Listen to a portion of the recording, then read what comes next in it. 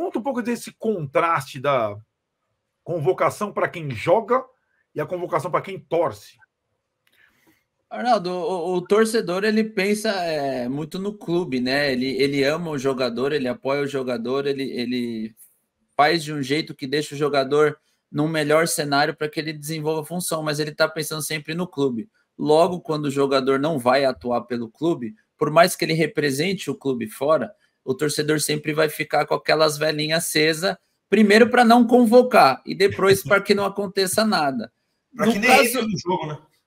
Exatamente. Quando o jogador é novo e ele acha que é dono do mundo e tudo e fica empolgado, tem aquela sensação de que o jogador vai à seleção e volta. Ele voltou diferente, ele voltou estranho, ele não está jogando mais. No caso do Lucas, que é um baita jogador experiente, rodado, já tem uma maturidade gigantesca, eu acho que o efeito pode ser reverso. Essa convocação para o Lucas pode ser uma motivação a mais para ele desempenhar melhor no clube, porque ele sabe que alguém está olhando.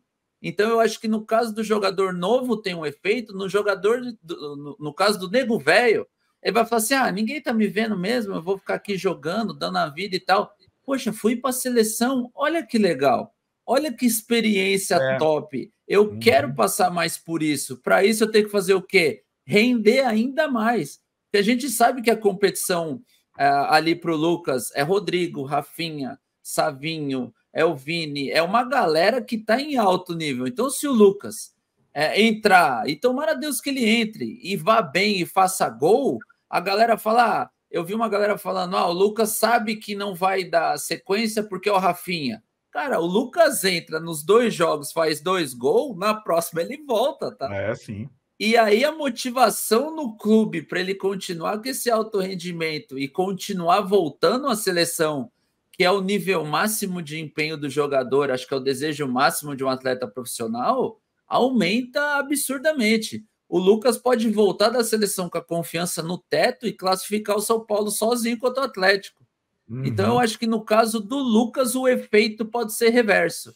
Pode dar uma motivação a mais para ele para a sequência do ano. Perfeito.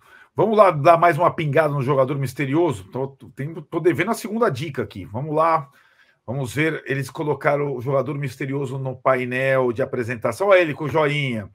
Ou os caras conhecem os anéis do cara. Eu tô vendo os anéis, né? Tem um relógio ali também. A tatuagem sempre diz alguma coisa, mas ela tá meio embaçada. A segunda dica, a primeira é jogador em atividade no futebol brasileiro atual.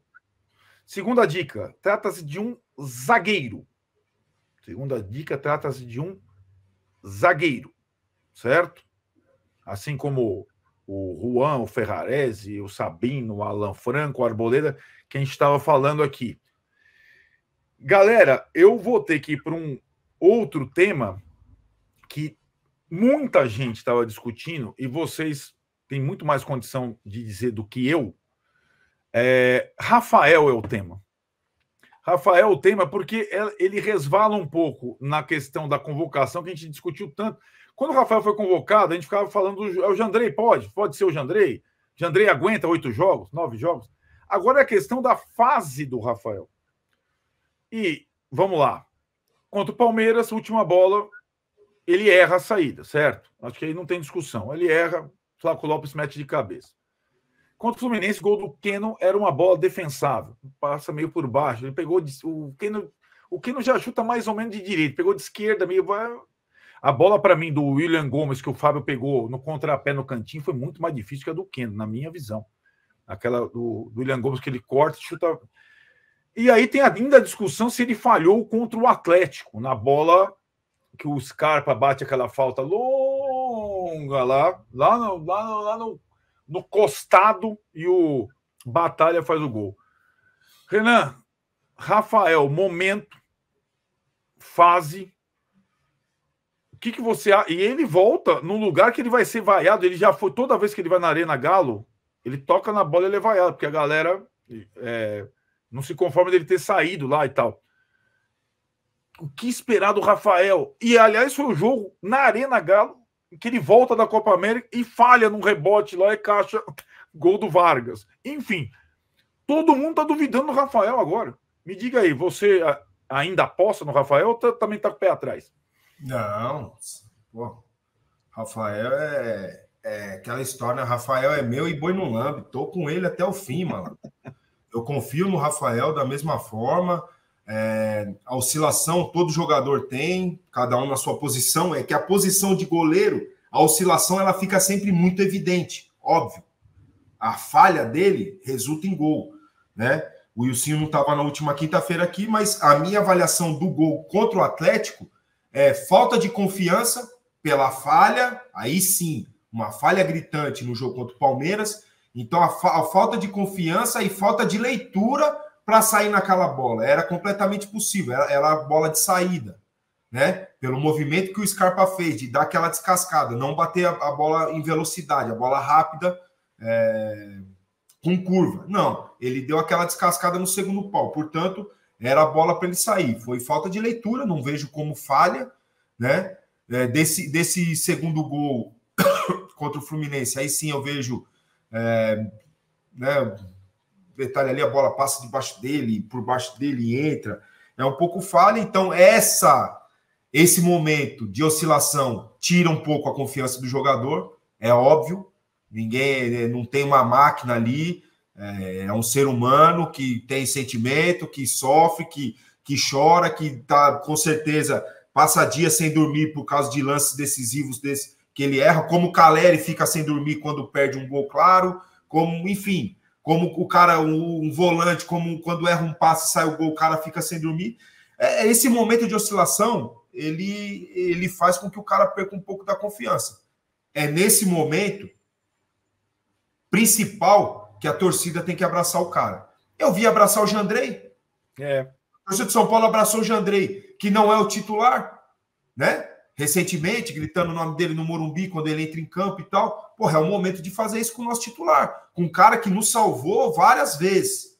Principalmente o ano passado, no nosso título da Copa do Brasil. Então, são nesses momentos de oscilação que cai a confiança do cara, que ele mais precisa da torcida do lado dele. Não da desconfiança da torcida, e sim do apoio. E sim da extrema confiança e do apoio incondicional.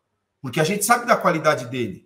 Falhas, todos os jogadores vão passar. Em algum momento vão passar. Uns mais, outros menos, mas enfim. Repito, o do goleiro fica muito mais evidenciado, mas ele precisa do nosso apoio. O meu ele vai ter sempre. Nos ajudou muito, é um grande goleiro, esteve na seleção recentemente, né? Muitos torcedores podem estar falando agora o que o Ilcinho exemplificou, para ele foi ao contrário, né? Mesmo sendo um cara experiente, mesmo sendo, né, um cara mais velho, ele voltou e a partir do momento da volta dele, ele começa a cometer alguns deslizes que não eram comuns antes dele ir para a seleção, mas enfim, minha confiança vai ter ainda, com certeza absoluta.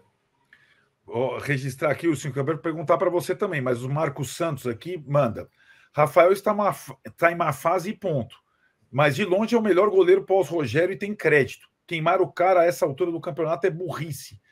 A galera no chat participando muito bem. Chamem parentes e amigos, deem o like. E tem bastante gente acertando o jogador misterioso. Eu achei que eu estava bem, cara, mas olha lá. E o Rafael para ti? É mais ou menos como o Renan falou? O que você acha do momento dele? Olha, eu tenho uma opinião. Vocês podem me chamar de corporativo, o cara, aquele corporativo que meio que passa um pano, mas eu vejo, cara, eu nem considero falha, tá? Eu vejo uns pontos que, assim, um jogador no Campeonato Brasileiro inteiro ganharia aquela bola do Rafael, o Flaco. E eu acredito fielmente que é por isso a escolha dos 3 zagueiros, para ter cobertura na bola aérea para o Flaco Lopes. Acho que a escolha é acertada. O Rafael, talvez ele tenha feito um cálculo, ele subestimou o Flaco, que além de alto, ele pula bem, ele pega a bola no ponto mais alto. Então, eu acho mais mérito do Flaco do que falha do Rafael. O gol do Atlético, cara, aquela cabeçada é muito difícil. Talvez eu até concordo com o Renan, que ele poderia ter feito uma leitura do facão do Scarpa, ele poderia ter saído, mas ela sai um pouco do raio do gol, é muito difícil a gente ver um goleiro com essa agressividade para sair, assim, que tem essa coragem. Porque a gente sabe assim, o goleiro vai ter que ser sniper. Se qualquer erro de cálculo dele, babou.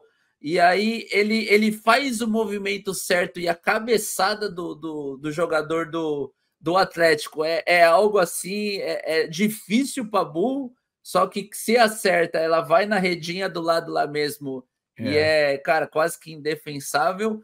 E o gol do Fluminense, a bola do William Gomes, até que você comentou, Arnaldo, ela sai um pouco do chão, ela fica mais fácil para o Fábio. A bola do Keno, ela vem rasante, ela pega a velocidade. Era defensável? Era. Foi falha? Cara, é difícil. Eu acho que que eu gosto muito do Rafael também. Eu não vejo como acontece. Eu acho que é ossos do ofício, sabe? O fato dela vir rasante, assim, rasteira, ela pega uma certa velocidade que meio que surpreende ele. Então, eu não vejo ele numa má fase, tá? Eu vejo que, assim, os resultados não acontecem, a gente precisa identificar o torcedor brasileiro, no modo geral, ele tem mania de te perder, de quem é culpa, e aí já sai apontando A, B ou C.